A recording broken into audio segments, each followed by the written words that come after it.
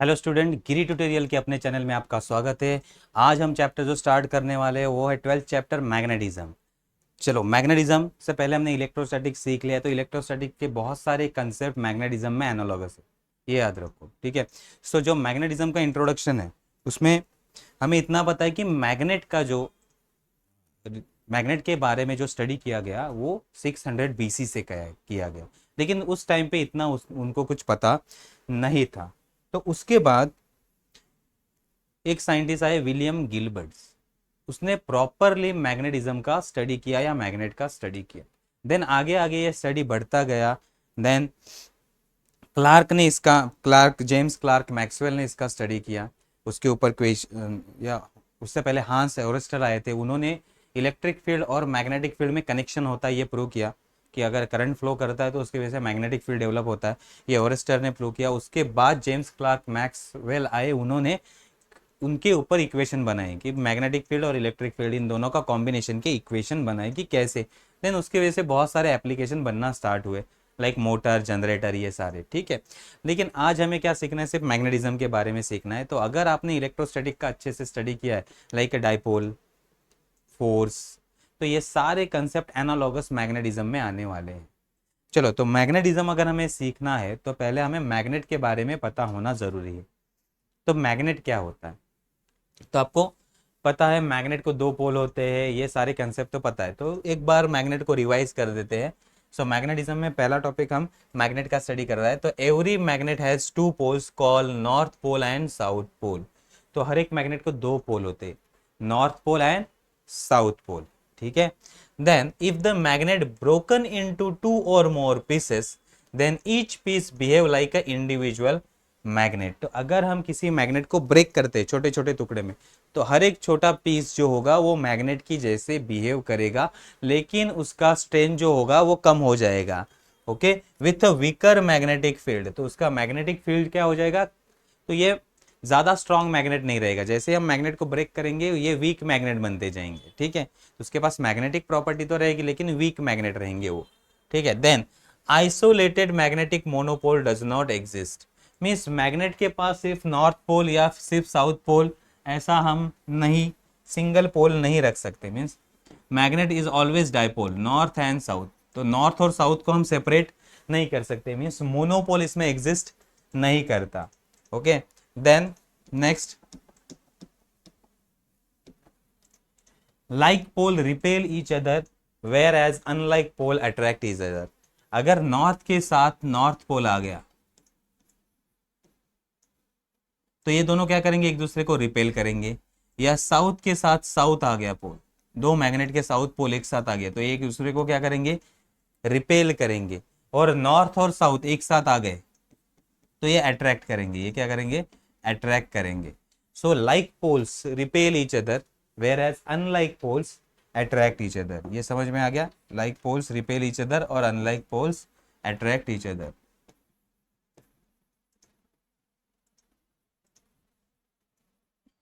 Next, when bar magnet or magnetic needle is suspended freely or it's pivoted, it's align itself in a geographical north and south direction। जब हम magnet को suspend करते हैं, किसी thread से बांधकर ऐसे सस्पेंड करते हैं, तो वो क्या होता है? नॉर्थ साउथ डायरेक्शन में स्टेबल रहता है।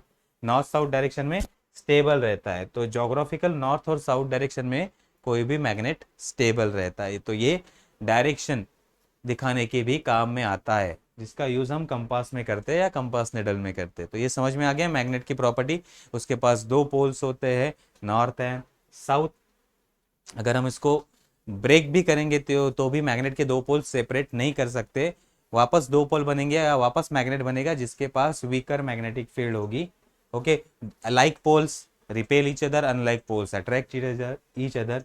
एंड अगर मैग्नेट को फ्रीली सस्पेंड करे तो वो north south, geographical north south direction में स्टेबल रहता है। ये हो गया मैग्नेट की प्रॉपर्टी, ठीक है। उसके बाद जो टॉपिक है हमारा, अगर कोई भी मैग्नेट है तो मैग्नेट के सराउंडिंग में क्या रहता है? Magnetic field. अगर आपने देखा होगा कोई भी मैग्नेट है तो उसके सराउंडिंग में क्या रहेगा? Magnetic field. तो आपको, अगर ये मैग्नेट है तो उसके सराउंडिंग में मैग्नेटिक फील्ड रहेगा। जैसे हमने चार्ज में स्टडी किया था, इलेक्ट्रोस्टैटिक में अगर चार्ज है तो चार्ज के सराउंडिंग में क्या रहता है, इलेक्ट्रिक फील्ड। सेम मैग्नेट के सराउंडिंग में मैग्नेटिक फील्ड रहता है, जिसे बी से इंडिकेट किया जाता है। अब मैग्नेटिक फील्ड को दिखाने के लिए भी लाइन का यूज किया जाता है, लाइन का यूज किया जाता है। आपने एक 10th स्टैंडर्ड में एक्टिविटी किया होगा कि अगर एक हमने कार्डबोर्ड ले लिया और उसके नीचे हमने मैग्नेट को रखा, उसके नीचे किसको रखा, मैग्नेट को, और ऊपर आयन फाइलिंग्स को फैला दिया, आयन फाइलिंग, और इसको टैप किया तो आयन फाइलिंग्स एक पर्टिकुलर लाइंस में अलाइन हो जाते हैं। इस लाइन को कहा जाता है मैग्नेटिक लाइंस ऑफ फोर्स। इसे क्या कहा जाता है, मैग्नेटिक लाइंस ऑफ फोर्स। जैसे कि इलेक्ट्रिक लाइंस ऑफ फोर्स होता है, वैसे ही मैग्नेटिक लाइंस ऑफ फोर्स भी होते हैं। ठीक है, तो यह होगा ये मैग्नेटिक लाइंस ऑफ फोर्स। तो अब मैग्नेटिक लाइंस ऑफ फोर्स क्या होते हैं उसके बारे में भी हम देखते हैं। Okay, so magnetic lines of force, magnetic field दिखाने के लिए जो लाइन यूज की जाती है उसे कहा जाता है मैग्नेटिक लाइंस ऑफ फोर्स। अब magnetic lines of force, first magnetic lines of force originating from north pole and end at south pole of magnet. तो अगर हम मैग्नेटिक लाइंस को दिखाएंगे नॉर्थ और साउथ, तो ये नॉर्थ से जनरेट होगी और साउथ पे एंड होगी, नॉर्थ से जनरेट होगी और साउथ पे एंड होगी। ये समझ में आ गया। Second, the magnetic lines of force of magnet और solenoid forms the close loop. अगर हम सोलोनाइड भी लेते हैं तो solenoid is nothing but a magnet, इस पे भी मैग्नेटिक फील्ड होता है। तो अब बाहर से तो लाइन बनती ही है, लेकिन अंदर से भी लाइंस बनती है। तो बाहर से लाइन कहाँ से कहा जाती है, नॉर्थ टू साउथ, और inside inside south to north. तो ये क्लोज लूप फॉर्म करते हैं। ये क्या फॉर्म करते हैं, close loop. So inside magnet और solenoid south to north magnetic field lines जाते हैं, और आउटसाइड नॉर्थ टू साउथ, तो ये क्या फॉर्म करते हैं, क्लोज लूप। ये समझ में आ गया। Then direction of magnetic field B at a point is given by the tangent to the magnetic lines of force at that point in the direction of lines of force, in the direction of lines of force means अगर हमने electric lines, ये हमारी क्या है, magnetic lines of force, क्या है, magnetic lines of force, इस पे हमें मैग्नेटिक फील्ड का डायरेक्शन फाइंड आउट करना है किसी भी पॉइंट पे। तो उस पॉइंट पे हम क्या करेंगे, टेंजेंट ड्रॉ करेंगे, या यहाँ फाइंड करना है मैग्नेटिक, तो इस पॉइंट पे हम टेंजेंट ड्रॉ करेंगे। तो ये होगा हमारा magnetic field at point A, magnetic field at point B. So tangent हमें क्या देगा, मैग्नेटिक फील्ड का डायरेक्शन। तो अगर मैग्नेटिक लाइंस ऑफ फोर्स पे किसी भी पॉइंट पे हम टेंजेंट ड्रॉ करते, that tangent gives the direction of magnetic field at that point. ये समझ में आ गया। Then number of magnetic lines of force crossing per unit area decided the magnitude of magnetic field. Magnetic field strong है कि week है, sorry, magnetic field strong है कि वीक है, ये कैसे फाइंड होगा, पर्टिकुलर एरिया से कितने लाइंस पास कर रहे हैं। अगर ज्यादा लाइंस पास करेंगे, क्राउडेड होंगे, तो मैग्नेटिक फील्ड स्ट्रॉन्ग, और अगर कम लाइन पास करेंगे, वाइडली सेपरेटेड रहेंगे, तो मैग्नेटिक फील्ड वीक। ठीक है, तो अब हम यहां देखते हैं point next. So number of magnetic lines of force crossing per unit area, unit area से कितने लाइंस पास कर रही है उसके ऊपर मैग्नेटिक फील्ड की इंटेंसिटी डिपेंड करती है। So if magnetic lines crowded होगी, ज्यादा नजदीक होगी, तो मैग्नेटिक फील्ड स्ट्रांग होगा। अगर magnetic lines of force widely separated होगी, बहुत दूर दूर होगी, तो मैग्नेटिक फील्ड वीक होगा, मैग्नेटिक फील्ड क्या होगा, वीक होगा। Then magnetic lines of force do not intersect.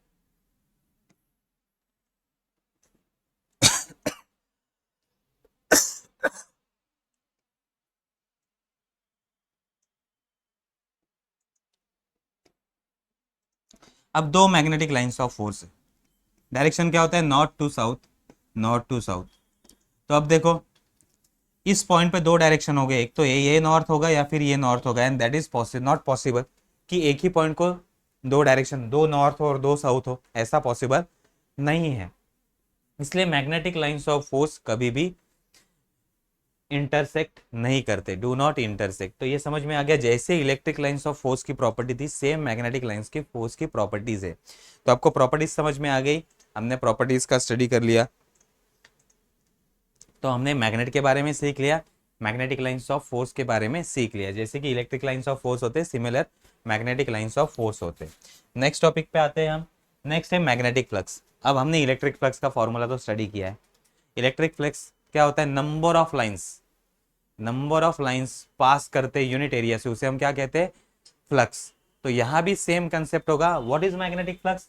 The density of lines of force, that is number of lines of force पर unit area normal to the surface around a particular point determine the strength of magnetic field at that point and the number of lines is called as a magnetic flux।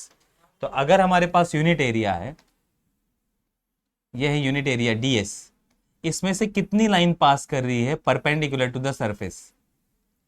So unit area में से कितनी line पास कर रही है, उस line का bunch या उस लाइन का नंबर, नंबर ऑफ लाइंस, कितनी लाइन पास कर रहे हैं वो number is nothing but a magnetic flux. तो मैग्नेटिक फ्लक्स एक नंबर है कि 10 लाइन पास कर रहे हैं, 20 लाइन पास कर रहे हैं, 50 लाइन पास कर रहे हैं, तो ये एक नंबर है। समझ में आ गया? तो it is a scalar quantity, it is a scalar quantity. समझ में आ गया? Density of lines means, density means number of lines per unit area, unit area से कितनी लाइन पास कर रही है परपेंडिकुलर उस एरिया से, that is known as a magnetic flux. So the number of lines of force is called as a magnetic flux. Okay, magnetic flux का ऐसा unit होता है वेबर। क्या होता है? वेबर। और फ्लक्स को डिनोट किया जाता है फाई से, हमें पता है, वेबर। तो यूजिंग मैग्नेटिक फ्लक्स, अगर हम मैग्नेटिक फील्ड का डेफिनेशन बनाए तो मैग्नेटिक फील्ड का डेफिनेशन क्या होगा?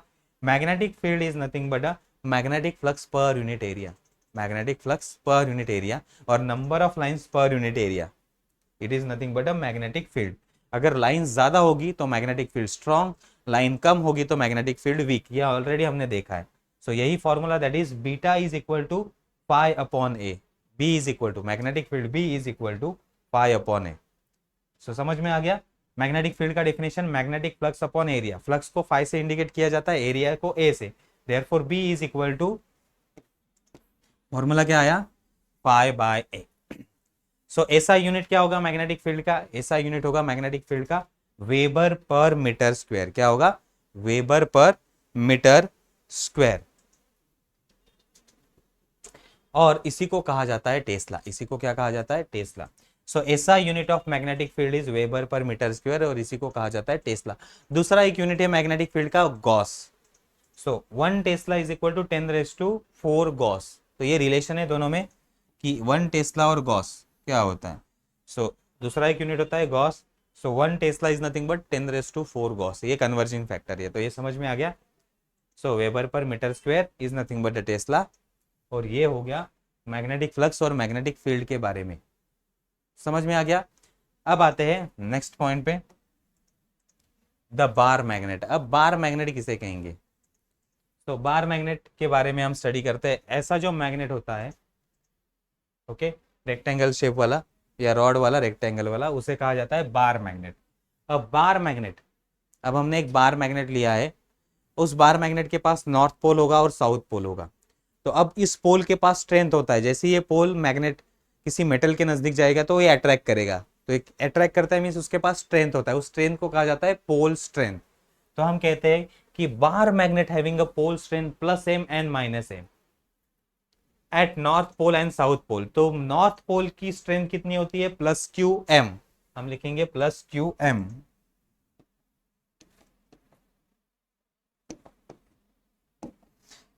कितनी होती है? +qm। और साउथ पोल की होती है -qm। सो पोल स्ट्रेंथ बार मैग्नेट की, नॉर्थ पोल की पोल स्ट्रेंथ कितनी है? +qm और साउथ पोल की -qm। तो ये है हमारी pole strength. Then separation between two poles, उसे कहा जाता है मैग्नेटिक लेंस। उसे क्या कहा जाता है? Magnetic length. The separation between two poles is known as a magnetic length. और मैग्नेटिक लेंथ को हम 2l से डिनोट करते हैं। किससे? 2l से डिनोट करते हैं। So the separation of magnetic pole inside the magnet is 2l। Magnet के अंदर दो पोल का सेपरेशन होता है, उस लेंथ को हम कितने से लेते हैं? 2l से लेते हैं।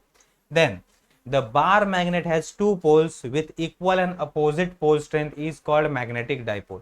अब देखो, मैग्नेट को मैग्नेटिक डाइपोल भी कहा जाता है क्योंकि इसके पास दो पोल होते हैं, एक नॉर्थ और एक साउथ, दोनों भी अपोजिट होते हैं और दोनों का स्ट्रेंथ सेम होता है। So two equal and opposite pole, दोनों भी इक्वल है और अपोजिट है, सेपरेटेड बाय फाइनाइट डिस्टेंस, तो इसे कहा जाता है डायपोल। तो ये मैग्नेट को मैग्नेटिक डायपोल भी कहा जाता है। ठीक है, bar magnet is nothing but a magnetic dipole, ये भी याद रखना है। देन अगर ये डायपोल है तो इसके पास डायपोल मोमेंट रहेगा, इसके पास क्या रहेगा, dipole moment. Dipole moment, so magnetic dipole moment is given by pole strength into magnetic length. Pole strength, it is the product of pole strength into magnetic length. तो अब magnetic moment को m से indicate करते हैं, किससे, m से indicate करते हैं, और इसका फॉर्मूला है pole strength into 2l। It is a vector quantity, it is a vector quantity. इसका डायरेक्शन होता है साउथ टू नॉर्थ, इसका डायरेक्शन क्या होता है, south to north. So it is a vector quantity, ये क्या है, वेक्टर क्वांटिटी है, एंड डायरेक्शन क्या होता है, इसका डायरेक्शन होता है साउथ टू नॉर्थ, ये याद रखना है। Then SI unit of magnetic dipole moment ampere metre square, क्या होता है, एम्पियर मीटर स्क्वायर। ठीक है, ये समझ में आया। तो ये हो गया हमारा बार मैग्नेट के बारे में कुछ इंफॉर्मेशन। ठीक है, तो बार मैग्नेट, इसके पास दो पोल होते हैं, दो पोल का पोल स्ट्रेंथ क्या होता है, नॉर्थ पोल के लिए प्लस क्यू एम और साउथ पोल के लिए minus q m. Pole strength का यूनिट होता है एम्पियर मीटर, पोल स्ट्रेंथ का यूनिट क्या होता है, एम्पियर मीटर। दो पोल में सेपरेशन कितना होता है, 2l। अब इसको डायपोल भी कहा जाता है क्योंकि दो पोल इक्वल एंड अपोजिट है और सेपरेटेड बाय फाइनाइट डिस्टेंस है, तो इसे डायपोल भी कहा जाता है। देन डायपोल मोमेंट, तो अगर ये डायपोल है तो उसके पास डायपोल मोमेंट रहेगा। डायपोल मोमेंट क्या होता है, pole strength into 2l। Okay, pole strength into magnetic length, इसे कहा जाता है डायपोल मोमेंट। देन ये वेक्टर क्वांटिटी है, इसका डायरेक्शन होता है साउथ टू नॉर्थ, इसका डायरेक्शन कहाँ से होता है, साउथ टू नॉर्थ होता है। देन इसका ऐसा यूनिट होता है एम्पियर पर मीटर स्क्वायर। ये समझ में आ गया। अब नेक्स्ट पॉइंट पे आते हैं हम।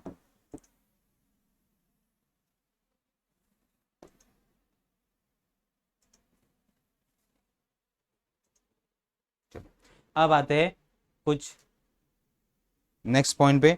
अब आता है पहला एक्सिस। ओके, फर्स्ट पॉइंट है हमारा एक्सिस। कुछ टर्म हम लिखने वाले हैं, axis. What is axis, line passing through two poles, line passing through two poles.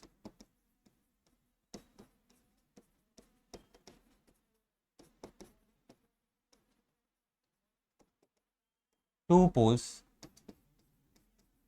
Is known as a magnetic axis, और इसे कहा जाता है axis.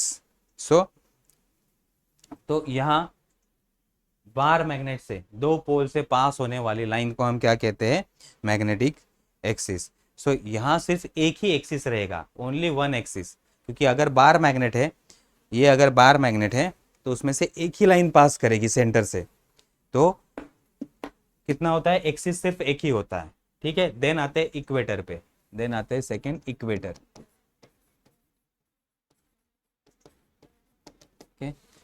Line passing through centre of magnet, line passing through centre of magnet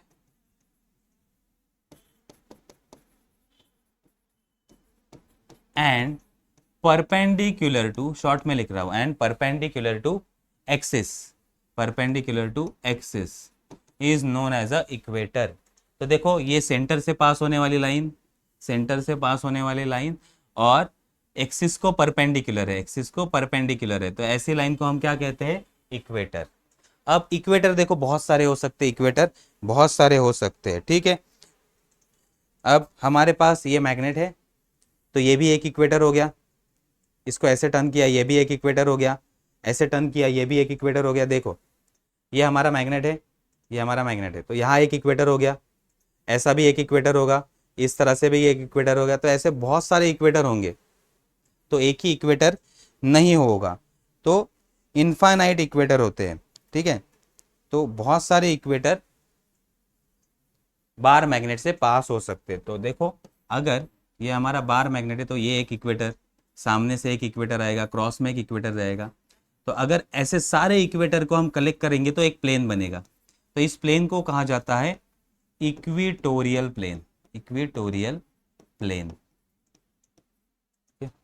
so ऐसा plane जिसमें सारे के सारे इक्वेटर है, तो ऐसे प्लेन को हम क्या कहते हैं, इक्वेटोरियल प्लेन। ये समझ में आ गया। देन एक सर्टन डिस्टेंस पे, हम इक्वेटर के सर्टन डिस्टेंस पे एक डिस्टेंस लेंगे और एक सर्कल ड्रॉ करेंगे या लोकस ऑफ पॉइंट लेंगे। तो अब यहां इसे कहा जाता है equatorial circus, equatorial circle.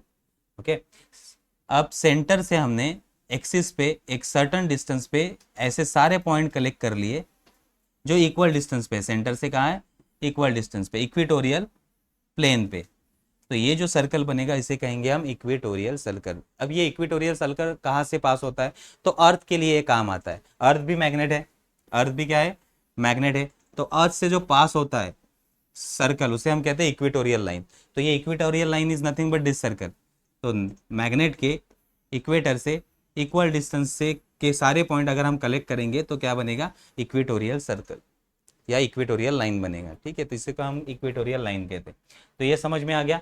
Then magnetic length, distance between two pole is known as a, distance between two pole is known as a magnetic length. Then geometrical length, actual length of magnet, actual length of magnet is known as a geometrical length. तो magnetic length और geometrical length में relation है, magnetic length is equal to 5/6 geometrical length. ये दोनों में relation है। तो geometrical length बड़ा होता है, मैग्नेटिक लेंथ छोटा होता है। मैग्नेटिक लेंथ को हम 2L से डिनोट करते हैं। तो ये रिलेशन है। तो ये कंसेप्ट समझ में आ गया। बार मैग्नेट के bar magnet axis, line passing through two poles, equator, line passing through the centre and perpendicular to the axis, उसे हम क्या कहते हैं, इक्वेटोरियल लाइन। अगर इक्वेटोरियल सारे इक्वेटर को हम कलेक्ट करें और उसका प्लेन बनाए, तो यहां से जो सेंटर से प्लेन पास करेगा उसे हम कहेंगे इक्वेटोरियल प्लेन। अगर हम लोकस ऑफ पॉइंट लेते जो सेंटर से इक्वेटोरियल प्लेन पे इक्वी डिस्टेंस पे, तो एक सर्कल बनाएगा, उस सर्कल को हम कहेंगे इक्वेटोरियल सर्कल। उसे क्या कहेंगे हम, इक्वेटोरियल सर्कल। देन दो पोल के बीच का जो डिस्टेंस होता है उसे कहा जाता है मैग्नेटिक लेंथ, और एक्चुअल लेंथ ऑफ मैग्नेट को कहा जाता है geometrical length, actual length end to end. तो अब इन दोनों में रिलेशन क्या है, magnetic length is equal to 5/6 geometrical length. तो ये हमारे बार मैग्नेट का इंट्रोडक्शन हो गया। इसके बाद हम स्टडी करने वाले हैं कुछ एनालॉगस टर्म के बारे में, and then magnetic field at axis और इक्वेटर का फॉर्मूला हम स्टडी करने वाले हैं उस एनालॉगस कंसेप्ट से। देन इस चैप्टर को 2-3 पॉइंट बच जाएंगे और ये फिनिश हो जाएगा, क्योंकि ये छोटा चैप्टर है। तो यहाँ तक हम आज रुकते हैं। नेक्स्ट लेक्चर में हम आगे वाला कंसेप्ट स्टडी करेंगे। तो थैंक यू। अगर पसंद आए तो कमेंट करो, कुछ डाउट होगा तो कमेंट करो।